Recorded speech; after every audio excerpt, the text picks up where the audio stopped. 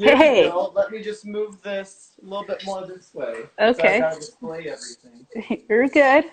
Yeah, how are you? Good. How are you? I want to call you by what I normally call you, but professionally, Robert Michael, correct? Correct, correct. Okay. If you're the union, Robert Michael, but it's Okay. Bobby to everybody else. Okay. I'm not the union. But it's good to know what it is. If people want to look for your work and on IMDb, they can find you as Robert Michael. Yeah, I mean, I was gonna be Bobby, and then you submit the paperwork to the union. You can choose 3 different names, Ah. and they're like, "Oh, well, Robert Anderson's taken." I'm like, okay, how about Bobby Anderson? I'm sorry, that's taken. Okay, what about Robert Michael Anderson? Sorry, that's taken. I'm like, okay, well, I guess I'm not gonna be my full name. That's fine. That's interesting.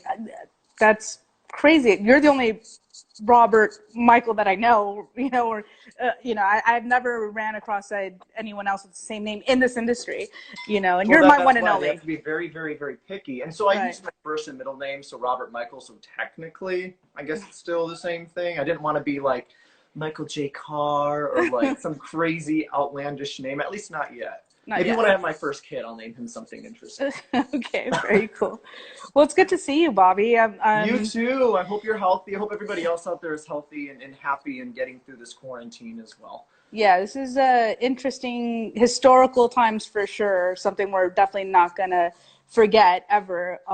Yeah, and I'm just trying to put a positive spin on it, at least staying inside, because while all the chaos is happening outside and people need to be safe, please, if you're going out, be cautious. But with all this time we have to sit back and like be inside, it's like, well, I can use this to my advantage. I can make new material. I can focus on the documentary, focus on me and building myself up so that when we're out of it, you're an even better person than you were before you went into it. So Exactly. I agree. I'm doing a lot of spring cleaning, if you will, getting rid of things that I have no longer any connection to. So it's very therapeutic. So I'm getting rid of a lot of things that if I don't have any connection to someone that I had with, whatever the item is, or even if it's a photograph, I'm just either, if it's a photograph, depending on the picture, I'll put it in a box and put it away. yeah, The memories I have, anything else is gone. But if it's items that I have different types of memories or sentimental value, they no longer exist. So at this point, it's a good way to me to get rid of that and start all over. So that's what I'm doing. yeah. So you're right. It is a good time for doing a lot of things creatively, of course. I love what you're doing, which is why we're talking. And first of all, I do, not first of all, because we already started talking, but I normally ask you to tell us a little bit about yourself. I want you to do that. But before I do that, I want everyone to know you're the song that starts this off in our YouTube channel. So the Oh, music that they the little hear, fun yeah, singing melody. Yeah. you're my go-to guy for that. So why don't you tell everyone a little bit about yourself? Sure. And while I'm talking, there is a lot of construction because apparently that's an essential business happening next door. So I Can't hear it. apologize for the noise. So yeah, my name is Bobby. Please call me Bobby. That's a lot more fun. Robert is what my mom calls me when I'm in trouble. So I moved out here in 2015. Growing up, I was from Flint, Michigan, which most people know now is the city that has awful water. Still not fixed. That should have been an emergency a long time ago. But yeah, I grew up in Michigan, went to University of Michigan, then moved out here. I had a couple gigs out of New York, which brought me out here to my agency. Been a performer almost my whole life, but not professionally until I was about 19. My first union project was actually Grease Live, which was really fun because I'm an actor, singer, dancer. And then I've just been working on my own material because this industry has changed so much and it changes more so every single year, especially now when we come out of quarantine, it's going to be completely different. So you always have to, stretch yourself. Okay, you're an actor, but how about if I do more composing, or how about if I do more producing or do more directing? So over the past couple of years, I've not only been an actor, but also been directing and creating and producing my own material. And now the most recent, which is Heartprints, my dog sledding documentary, which touches on a very close story to me because my family grew up in the sport of dog sledding. We did that from 1996 until 2009. And the reason I decided to make this is we still have a lot of close family friends out there that still enjoy the sport. And my dad's job moved him down to Texas, which was why we unfortunately couldn't stay in Michigan and keep doing it. But there's been a lot of backlash. There's a lot of people out there that are saying, oh, you're so abusive. You know, I get, probably even today, I got another message, but last week I got a message about how all mushers should die. Mushers are abusive. And what people don't realize is there's a few isolated incidents which need to be called out and need to be, you know, deemed as animal abuse. But at the same time, there's so many stories of people that do this sport because they love their animals. And a lot of vets back it up that it's actually great exercise for them. I've never been more bonded to an animal than I was when we were in the sport. And I wanted to make this movie to kind of highlight the bond that people make, because you see the movies and you know what you're left with is usually that heartwarming story of, oh, like Buck and Harrison Ford's character, you know, or oh, this person, and oh, Eight Below or Snow Dogs. And you feel it, but no one really explains what goes into it. You just kind of experience it cinematically. So this movie's supposed to talk about an intimate conversation with mushers about what dogs mean to them. It's also been very hard to make it because I cry each time I sit down to work because it brings back those memories. But no, looking at 2021 for a release date, but this has been my life pretty much since beginning of the year. And now with this quarantine, which it's like, oh, I want to go outside and do something, but I'm able to focus on this. And it's almost like it was meant to be for the project. Like I needed this time to focus on it. Well, that's good. And I'm glad you brought it up because we talked about your project, I guess in the very early stages of it. I mean, it's still kind of early stages, but you have been able to film a few things, correct? A couple of interviews? Yeah, so I shot my interview, which is super simple because it's just me in my apartment. I already got my plane tickets booked to go to Texas. As long as nothing happens with the airline industry, come June. We're doing that June 1st to June 5th to interview my parents. My father, Bob, was the president of our organization for a while, and my mother was also on the board for a couple of years. We gave like Mia Hamm, she rode with our dogs down in Detroit. We have kind of touched on that a little bit, as well as Governor Granholm in Michigan. Obviously now it's Whitmer, but before this was, you know, early 2000s, we had Governor Granholm, and our dogs were pretty well known, probably at least for Alaskan Malamutes. We were, and if there's anybody here watching this, you know I love you, but we were probably one of the most well-known Malamute teams in Michigan. And again, Michigan isn't a place you think of, you know, like, oh, dog sledding, Michigan. You know, you think of lakes or nasty water, which is unfortunate. And yeah, it's coming along, and we've shot an interview. I've shot some stuff with Janine. Janine Gatland is actually our narrator. For people that don't know her, she's an amazing voiceover artist. And she's from England, so you know that English accent with anything nature-like is always a winner. Yeah. So it sounds great. And in a minute, actually, I'd love to show you a little promo video when there's some time, because she's in there and she kind of discusses it. But yeah, it's coming along, and we have an outline set up where, okay, this is going to go here, and this goes here, and this goes here. And everything is going according to plan. Our fundraising is going great. Shout out to everybody that's, you know, fundraising and donating and being producers. And it's going a lot better than I anticipated. I know that sounds bad, but I thought, oh, I've got to now fundraise all this money and I've got to do all this stuff. And people are, because it's a good story. It's things that you haven't really seen before. And everyone loves animals and the welfare of animals. So, yeah. That's good. It's definitely coming. Sorry, that was long-winded. But. No, it's good. I like when you first talked to me about it. I still am really invested in it. I'm really interested in it. I want to see how I can help as well. I'm trying to figure that out. But you're always thing to do, honestly, for helping out, because we are in a very difficult time. I actually had a producer that was really interested and they were going to donate, and I knew that, you know, everyone's kind of been hit financially right now. I'm like, look, if you can't donate, that's totally fine. Like, crowdfunding is always one of those things where it's like you almost feel like you're back in high school and you get the little booklets from people like, oh, will you buy this to donate to band camp? Like, Right. I don't want to do that. I want to, if anything, just share the story. The more people that know the project is happening, the more people are going to watch it when it does come out, and that is going to help fund more projects. So Absolutely. it's just getting the word out there. I already know we have a lot of contacts within the Iditarod Sled Dog Race and the Iditarod Foundation that are going to be watching probably the YouTube video that's posted after this. I've got a couple producers through that. Because yeah, there's you've got the animal rights activist group, which want to say, oh, you're abusive, and then you've got also animal activist groups that are in the sport that say you don't really know the sport, you don't really know what it's supposed to be about. Because sure, you know, centuries ago, these dogs were used as tools for Inuit tribes, and you know, you live in a place like Alaska, which just became a state in what 1959.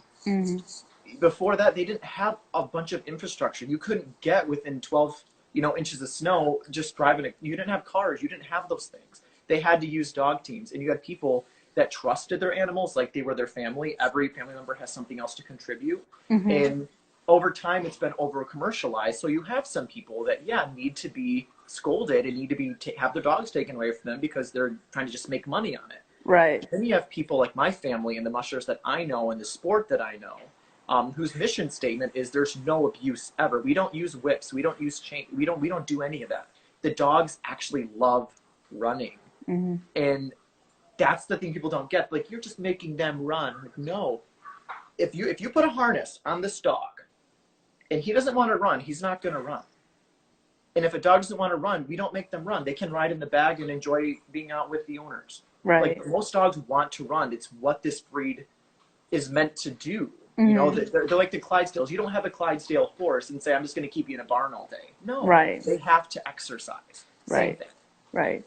No, I understand that. And there's going to be always someone against whatever, you know, and any topic that you come up with. I mean, I know that you have people like I'm from Peru, and I think Greenpeace went there one time, and they stepped on the Nazca's lines that we don't even know how they appear there, but they're there, and it's a historical thing. So in my country, they don't allow anyone to go on there, and they preserve it. And they went there saying, like, I don't remember what it was. They were demonstrating something, and they were actually harming the land by stepping on there and putting their signs. So it's sometimes just a little research goes a long way, is what I always say. And that's why I like debating as well, because I learn. You know, even if I don't agree, I at least learn why they feel the way they do.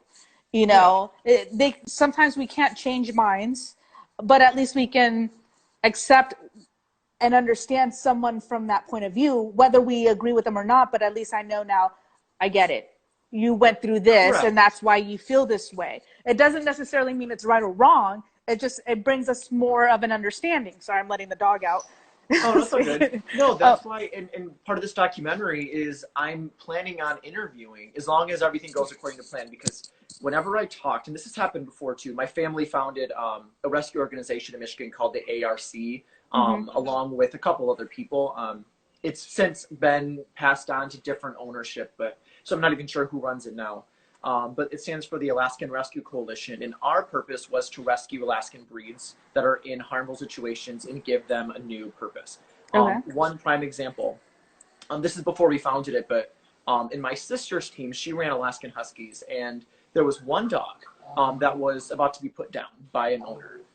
We thought, was the dog sick? Like, what's going on? He's like, oh no, he just won't run for me anymore. So in some traditions, which we don't agree with, and this dates back to like almost colonial time, they're treated as tools, and if your tool doesn't work anymore, you have to get rid of it. So we're like, well, no, you're not going to put a dog down because he's not wanting to run for you. We will take him.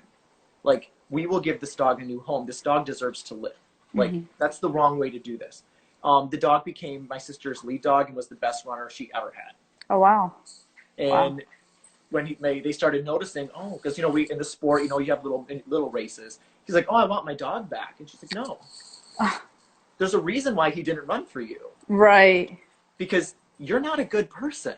Right. And dogs respond to that. And so then you have these animal rights people, they're like, oh my God, mushing is awful. I'm like, you don't even know what mushers do for their animals. Growing up, we didn't eat dinner unless our dogs ate dinner. Our dogs had about, what, 5 to 7 acres all to themselves. They have their own pond. They have their own Wow. everything. And meanwhile, I have a 10-foot by 10-foot bedroom that I sleep in. Right. Do you know what I mean? Yeah. It's sure, and this is in any situation, you're going to have people that are abusive to their children, but you have people that are amazing with their children. Mm-hmm. You have people that are abusive in their jobs. Then you have people that are amazing at their jobs. In every industry, in every event you do, there's going to be people that are just bad people. Yeah. But the majority are actually great, honest, hardworking, loving people, and it shows in their dogs because their dogs love their life. Yeah. You know. My sister-in-law works at a veterinary hospital. For the longest time, she started off first in a non-kill shelter, Yeah. and she would go rescue, and she would travel far to go rescue any animal. It wasn't just dogs and cats. Like, you know, she would have some, you know, animals I would never thought of that people had as pets, and then they were suffering, so she would go find out about it and go pick them up and take care of them. They would perform surgeries, you know, help them out, and then they would live on this huge land until the end of their days if no one were to adopt them. But the thing is like they just made sure they had life. She said that a lot of the issues a lot of the ones that she came across were breeders that would abuse their dogs, and ones that were like you said, like they serve no more purpose, like, and you would see these dogs destroyed, their bodies destroyed, because she explained it to me, which I didn't know, that they can only give so many puppies, right? They can only be pregnant so many times, and Yeah. after that their body starts to give. And they were pushing these dogs to the point where it was just criminal. Yeah. So she would go and rescue these animals, and the non-kill shelters would tell her, like, what do we do, because this poor dog is suffering. And she would say, let me take it home and at least give it a home experience before it dies. And that's what she would do. So a lot of times we would have different, you know, dogs here that were precisely that. We're here because they were just wanting to have that family experience. And she would notice the difference in the dog, the animal. It was just, it felt loved. It felt a part of the family. Jump on the couch, watch TV with us, get in the bed with us and cuddle.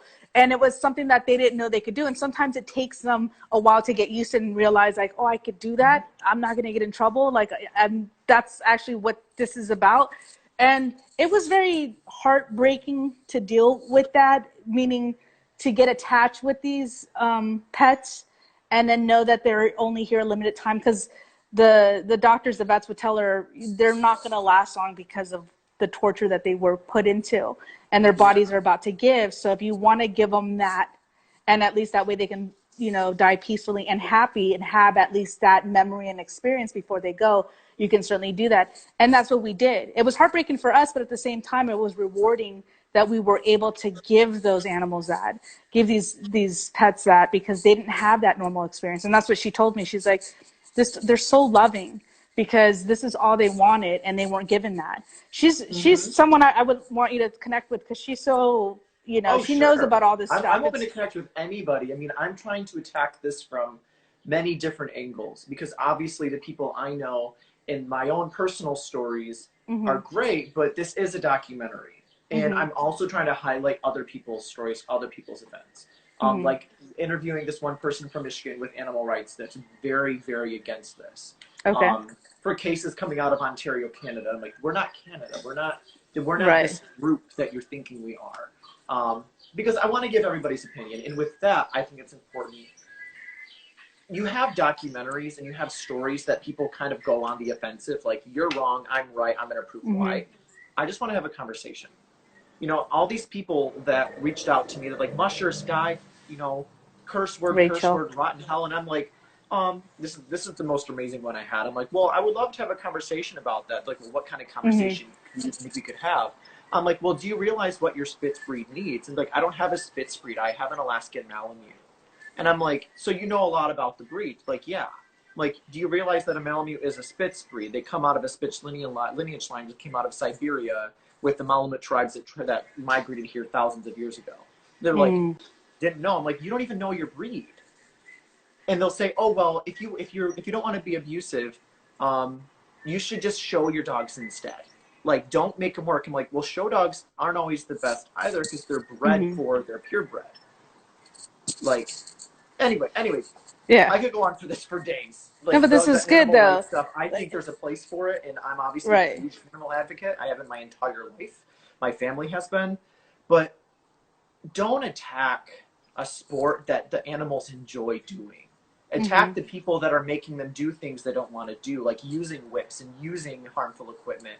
But don't attack the sports that are doing it because here's a dog that's 12 years old that still has some life in it. We can adopt them, at least have them as a part of the sport, maybe not run 10 miles. Oh, here's a dog that's in an abusive situation. Let me rescue him and give him a pack to run with. These dogs become friends with each other. You have like 12 dogs in a pack. And it's just an amazing experience. It's an amazing experience, and I want people to notice that. That's good. Tell me a little bit about your poster. You designed it, correct? Yeah, so I designed this. Sorry, there's like a little bit of a glare from the ring light. And the YouTube will have the actual picture of the poster. Yes. So it's called Heartprints in the Snow. I came up with that because I always remember, like, the last couple memories I have, especially with one of my dogs, is the last time I took them for a walk. And it was in the wintertime, and you can kind of see the trail they make. So after they unfortunately had to be put down, they had really bad muscular problems, just from old age. She was 16. Really, really painful. And I remember walking back home, or driving back home and seeing her footprints there. And it's like, oh, they're like little heart prints, you know? So I'm like, oh, I thought about that. The tagline of this, I don't know if you can see it on here, but it's dog sledding is more than just a sport. It's a bond that lasts a lifetime. Because there are people that still talk about their dogs that have passed away 20 years ago. Because, you know, you're a team. You know, you work, they trust you completely, you trust them completely. And then this down here, there's a team I have on here, which I might change this. Her name is Marilee D'Antonio Picorelli. I'm sorry if I pronounced that wrong, Marilee. She's a lot of names, but she's super, super lovely. She runs a team of Samoyeds, which are also in the Spitz breed, but her dogs also are show dogs. She does amazing with them. And her dogs love her. I mean, if you go on her Facebook and you see things, they're just straight chilling everywhere. They just do whatever they want to do. And it's stories like that. I'm like, does she look like she's an animal abuser? No, her dogs love their life. I wish I had her dog's life, to be perfectly honest. So yeah, I came up with this about a month and a half ago. This dog up here is a nondescript dog, but I'm probably going to replace it with someone's dog. I just really love the eyes in this photo. And I know I have full rights to use it. I got permission, but and then there's some dogs here on the side. You can see their eyes. And those I was wondering if it was one of your dogs. That's why. No. So we raised Alaskan Malamutes. This guy is definitely a Siberian Husky. If not a Siberian Husky, probably like an Alaskan Husky. And you can usually tell because of the distinct eye color. It doesn't always have to be blue. It can be a couple mixtures as well. But they have their pointy ears, and usually they have this distinct markings as well on the forehead. But no, we had Malamutes, so they were like this, but you know, a little bulkier. The ears are a little more rounded. But again, it's with sled dogs, depending on what tribes were raising them and where they come from. Most of them came over from Siberia with the Chukchi people, and they've kind of been crossbred. Yep. But yeah, that's the poster. Would you like to see a promo video? Show us the promo video. Okay. Alaska, the last frontier, home to an unbreakable people shaped by tradition. Of those traditions, the spirit of mushing. Its origin around 2000 BC, dog sledding has become a staple for the region for a few thousand years. In 1877, the birthplace of Seppala, who in 1925 would help save the city of Nome in the famous Serum Run with his dog team led by Togo. A reminder of the symbiotic relationship between humankind and dog, built on trust, respect, and love. We set out to explore the love between mushers and their teams because dog sledding is more than just a sport. It's a bond that lasts a lifetime.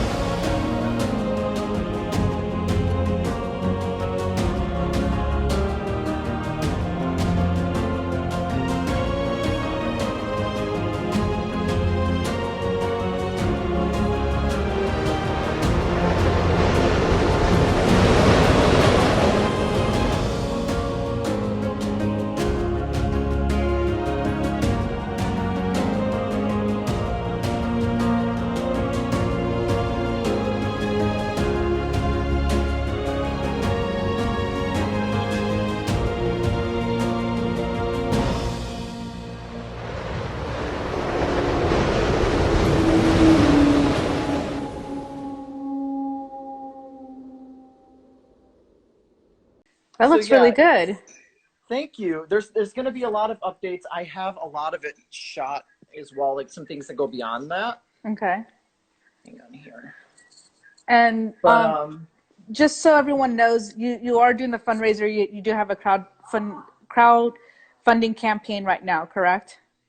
correct. Yes. It's on Indiegogo. I mean, I'm sure with the YouTube video, we can post like a link on the comments. Again, if you can't donate, totally fine. But just so people can check it out, because we'll be posting some updates on there as well. And then it's also where you have a Facebook page, just Heartprints in the Snow. If you put the little @ symbol, Heartprints in the Snow, you can find it. We have also, I've been in talks with a dog sled company, and they're saying, well, we can't donate, but we would love to give something to each of the teams that you interview. So the little dog booties. This is when Nice. dogs will run. They're built for snow and built for cold Yeah. temperature.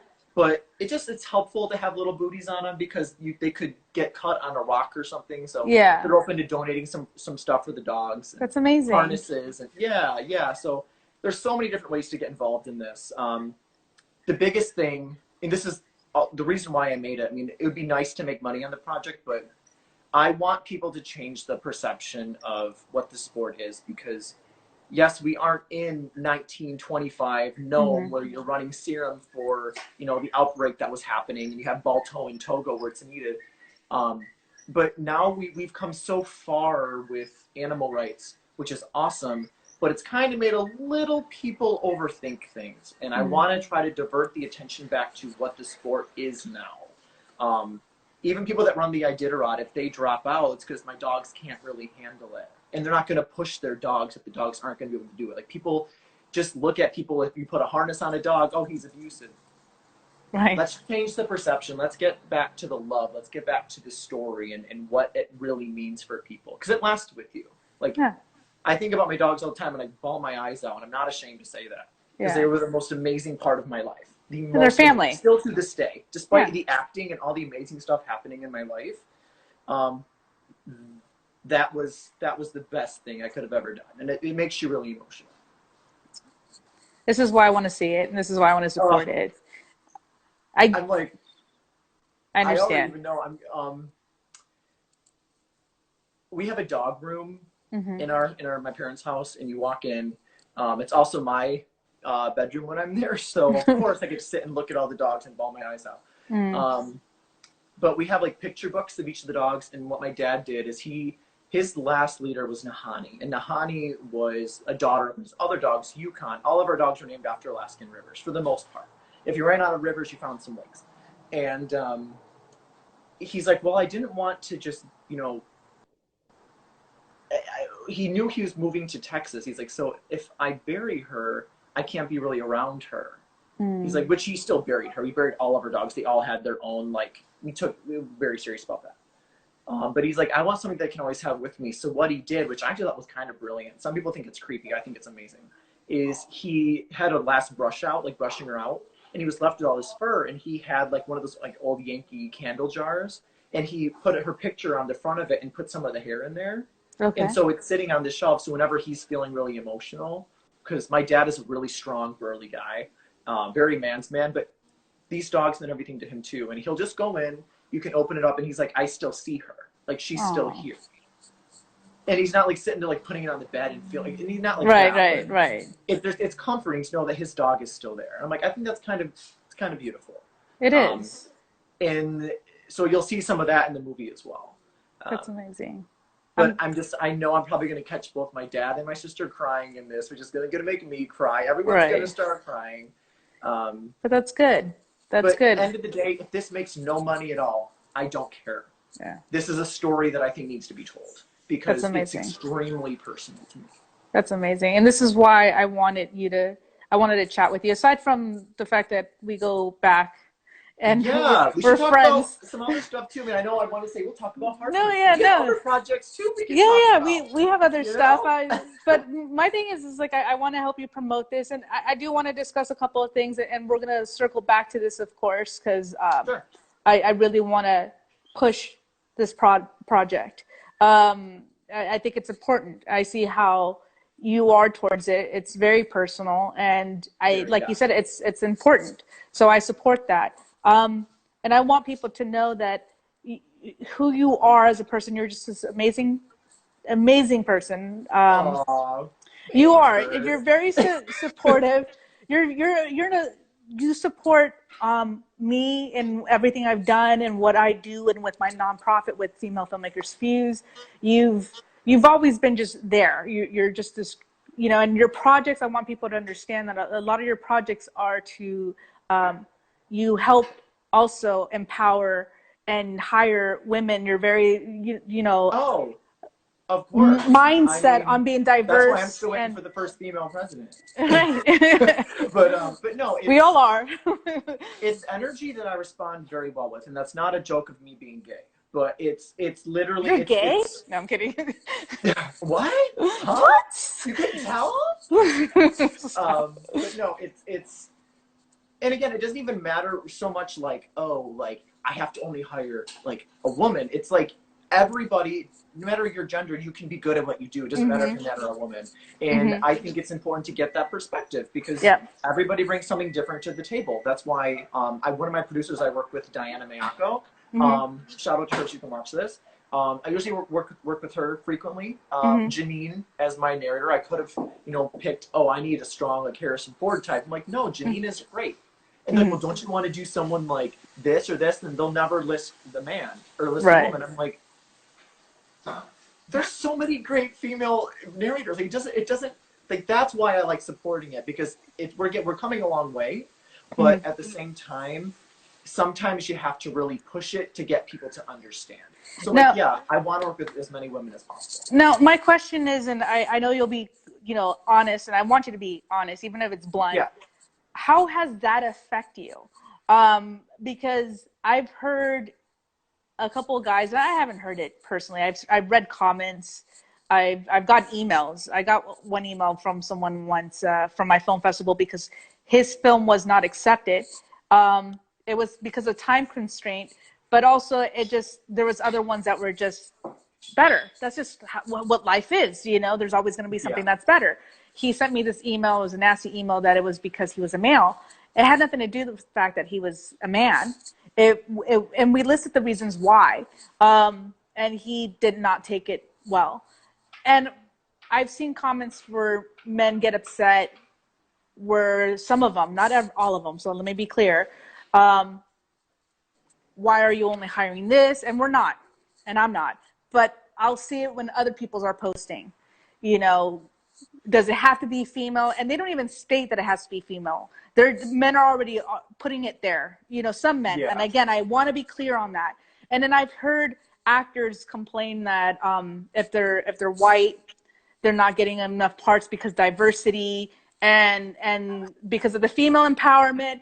And I want to hear from someone that it affects, because we've talked about it. You said it like, okay, I understand right now I'm not the look that they're going for. So I'm going to do my own stuff. So you have a certain way of approaching it. But I want to hear from you, your take on that, how it affects you. Before I get into a lot of that, one perfect example was Hamilton, the musical, was coming through. And I'm like, oh, that's cute. And they're like, are you going to audition? And I said, no.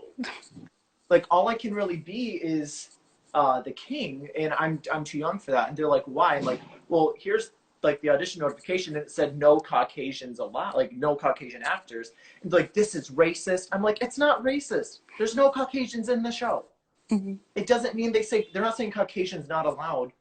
Like, we are in such an interesting industry where as things change, they need specific things. So if they're like, oh, here's a part that's written more for African Americans, okay.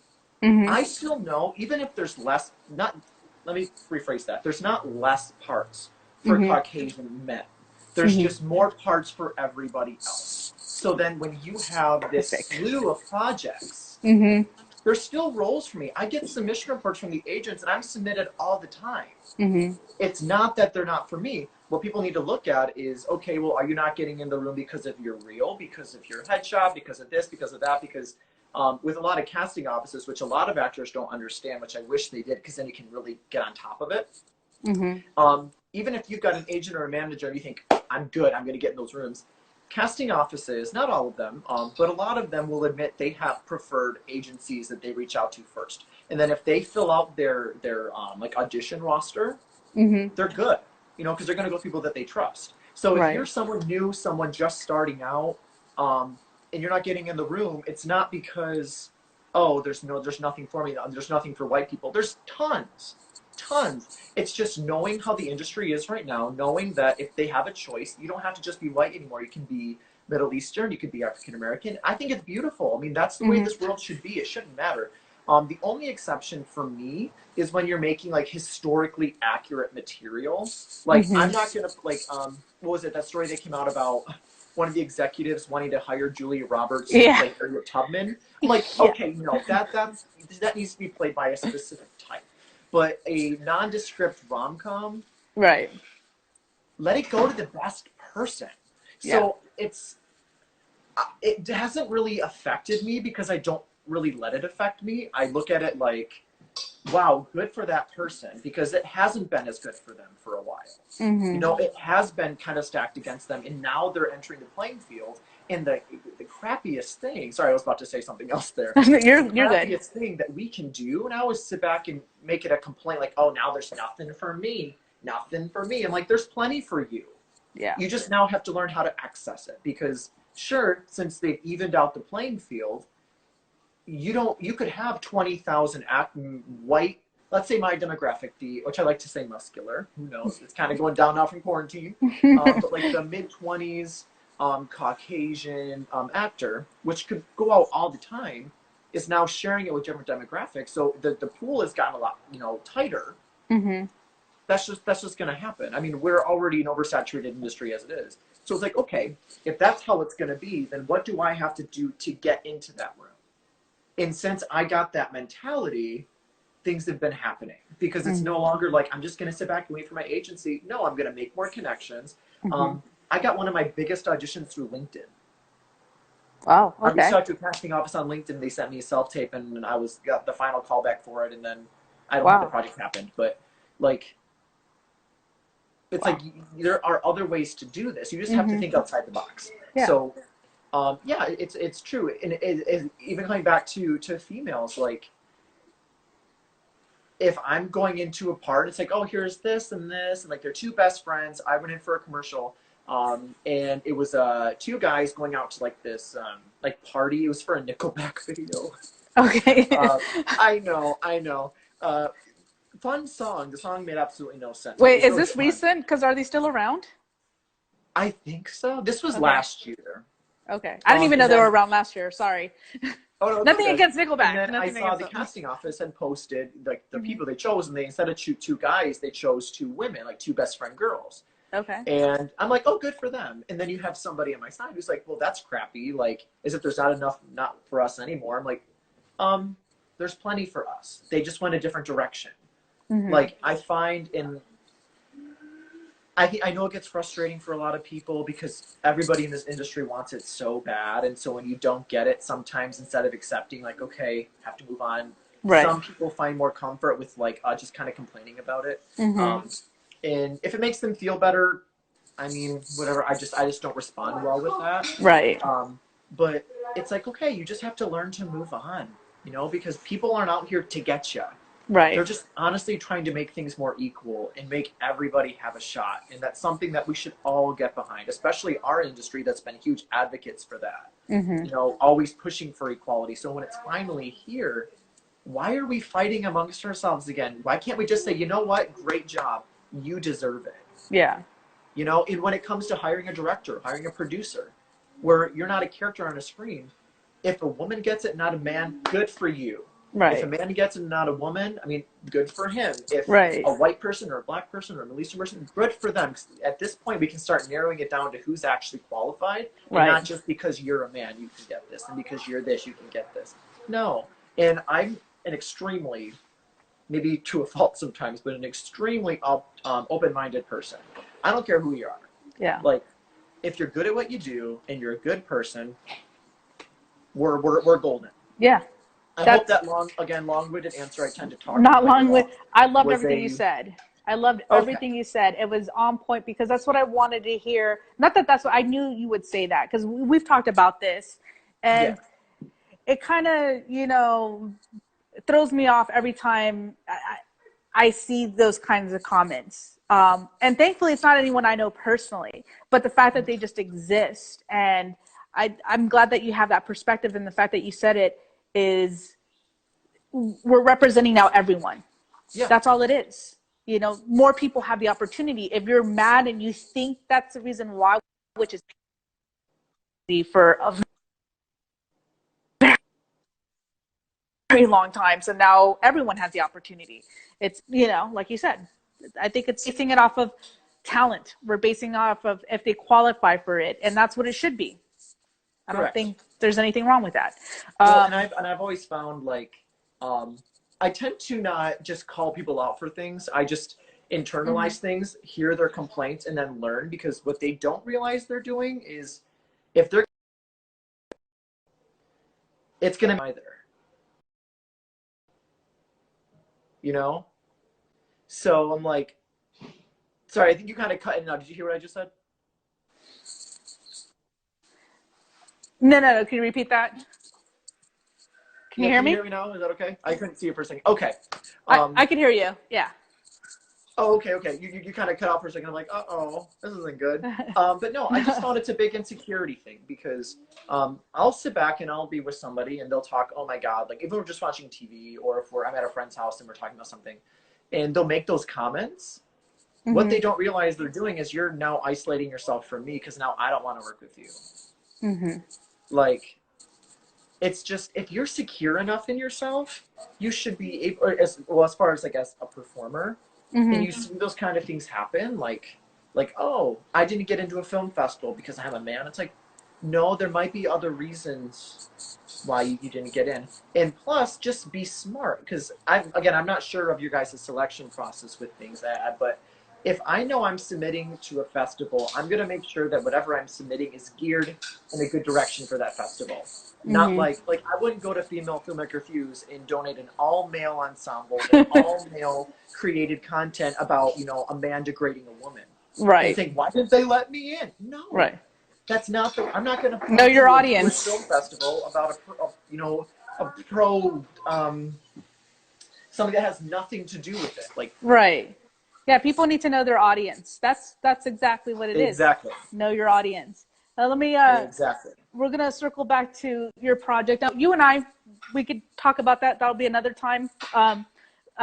We do have a project coming out. We were going to be filming it when all this happened. So obviously, yeah. So once we have the all clear, we'll get back to that and we'll finish our project and start on another completely one. different character than this. Different. But I want to go back to right, very.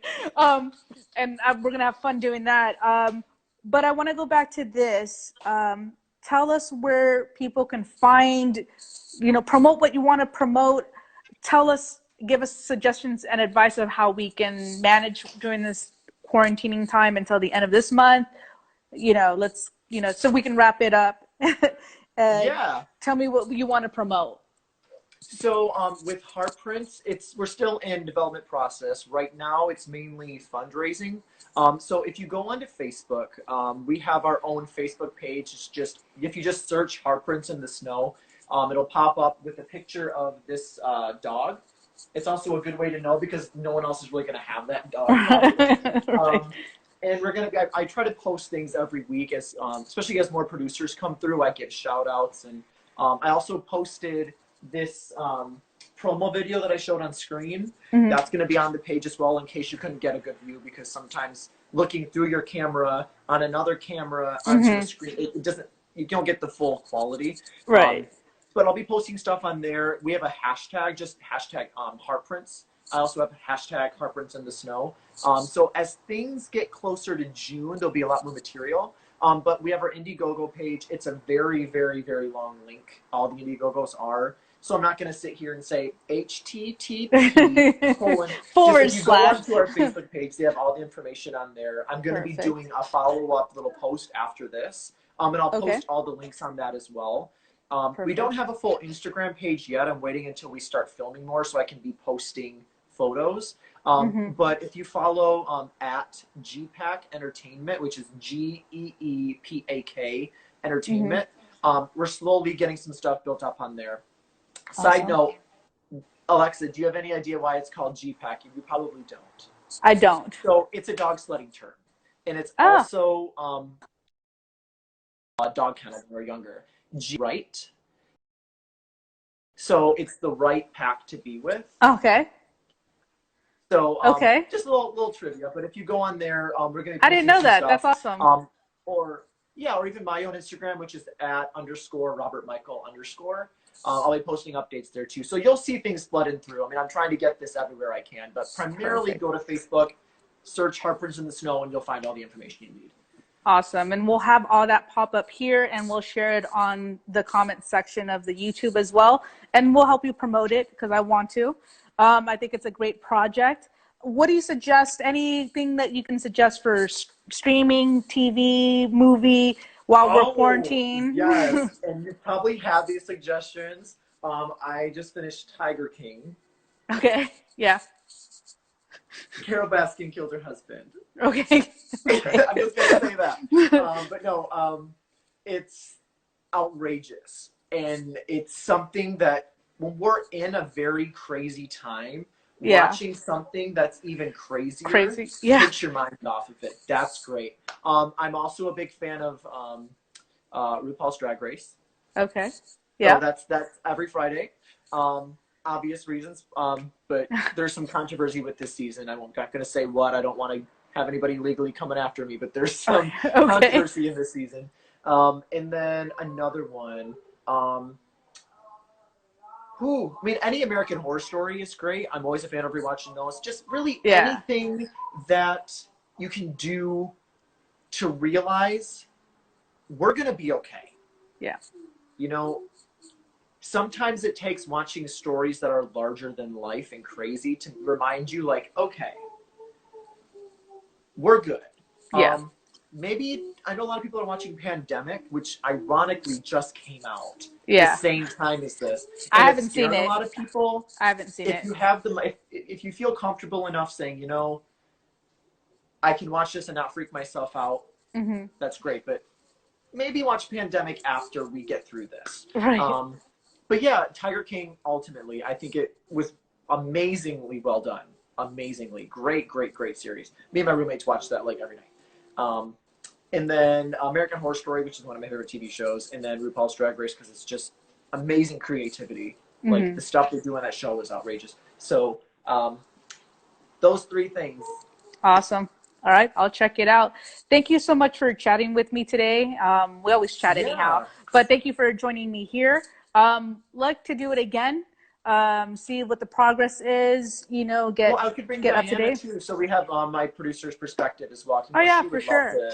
And then when we're back up on LA Talk Radio, I want you guys to come back, so we'll get that going too. But any last things you want to say as we close it off? I just want everybody, please, I'm gonna look right in the camera lens when I say this. Please be safe.